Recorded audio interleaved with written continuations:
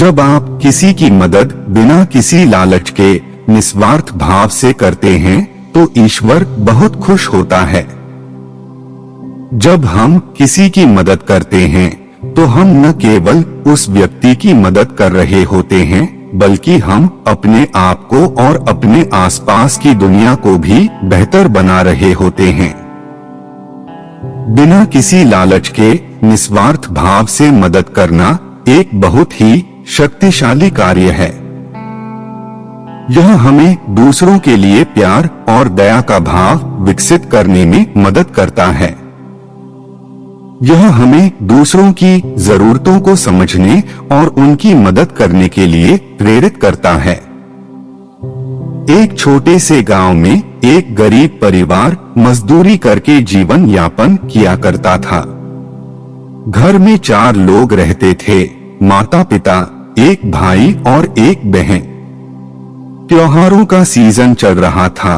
दुर्गा पूजा खत्म हो गई थी और आने वाली दिवाली, काली पूजा और छठ पर्व की तैयारी हो रही थी।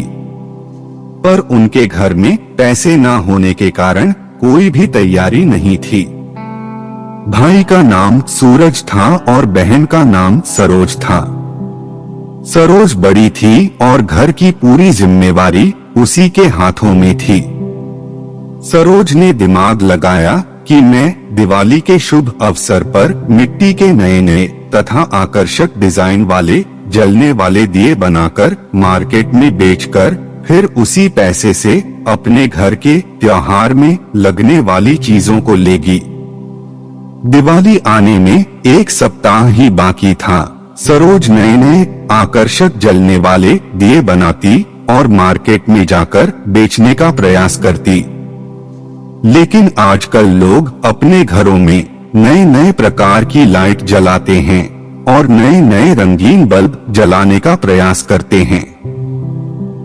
लेकिन जो हमारा प्राकृतिक मिट्टी का दिया होता है उसे बहुत कम लोग इस्तेमाल करने लगे हैं। सरोज रोज मार्केट जाती थी दिया बेचने के लिए, लेकिन उसे सफलता नहीं मिल रही थी। धीरे धीरे त्योहार भी नजदीक आ रहा था, पर उसके घर का खर्च चलाने के लिए पैसे भी नहीं हो पा रहे थे।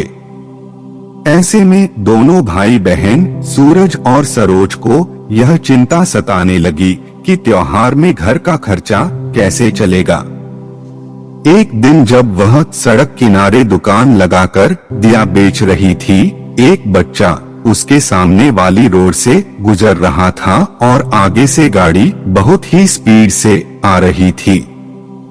जैसे ही सरोज ने देखा कि बहुत बड़ा एक्सीडेंट होने वाला है, सरोज दौड़ कर जाती है, उस बच्चे को बचा लेती है।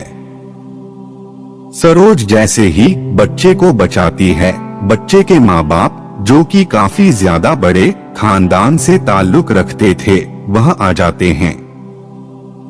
आसपास के लोग उन्हें बताते हैं कि आपके बच्चे का अभी बहुत बड़ा एक्सीडेंट हो जाता, लेकिन भगवान का लाख लाख शुक्र है कि इस लड़की ने बचा लिया।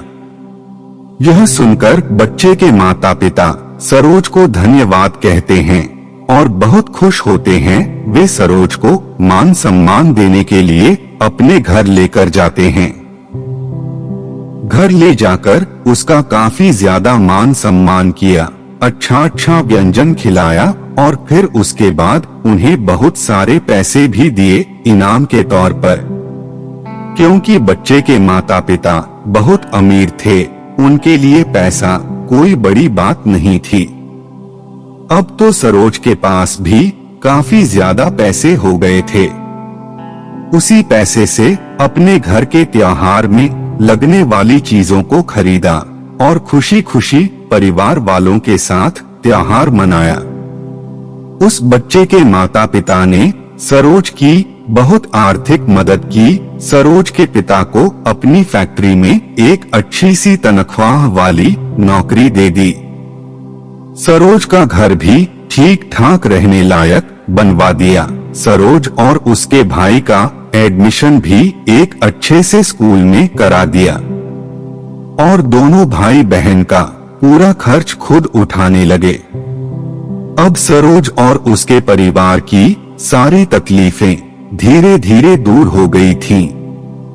अब वे एक खुशहाल जीवन जी रहे थे। ईश्वर हमेशा ऐसे लोगों को देखता है जो दूसरों की मदद करते हैं। वह उन लोगों को आशीर्वाद देता है जो दूसरों की मदद करने के लिए अपने समय, ऊर्जा और संसाधनों का उपयोग करते हैं। ईश्वर को खुश करने का सबसे अच्छा तरीका दूसरों की मदद करना है। जरूरतमंद व्यक्ति को भोजन, कपड़े या आश्रय प्रदान करो।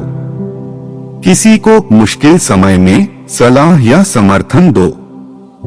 एक गरीब व्यक्ति को भोजन या कपड़े दान करो। एक बुजुर्ग या बीमार व्यक्ति की देखभाल करो। हम सभी दूसरों की मदद कर सकते हैं, चाहे वह छोटी सी मदद हो या बड़ी सी मदद। जब हम दूसरों की मदद करते हैं तो हम दुनिया को एक बेहतर जगह बनाते हैं। जब भी हम किसी की मदद करते हैं तो हम ईश्वर को खुश करते हैं।